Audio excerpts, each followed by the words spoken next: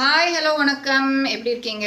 நான் இன்னைக்கு ஒரு அவேர்னஸ் வீடியோட தான் வந்திருக்கேன். எனக்கே அவேர்னஸ் பத்தலைங்க. இன்னைக்கு காலையில ஒரு ட்ராப் காலுக்கு நான் விக்டிம் ஆயிட்டேன்.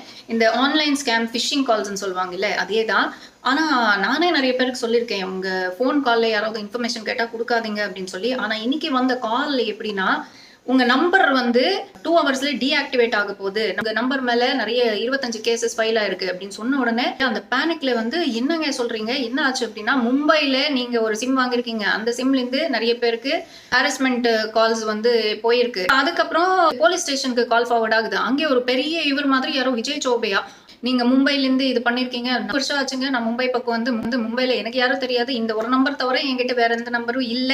சொல்லும்போது, சரி உங்க இன்ஃபர்மேஷன் குடுங்க. இன்ஃபர்மேஷன் குடுத்தா தான் நான் உடனே ரிப்போர்ட் ஃபைல் பண்ணுவேன். இல்லன்னா போச்சு. உங்க நம்பர் போச்சு. நீங்க அரெஸ்ட் ஆயிடும் அப்டின்னுலாம் பயமுறுத்துனாங்க.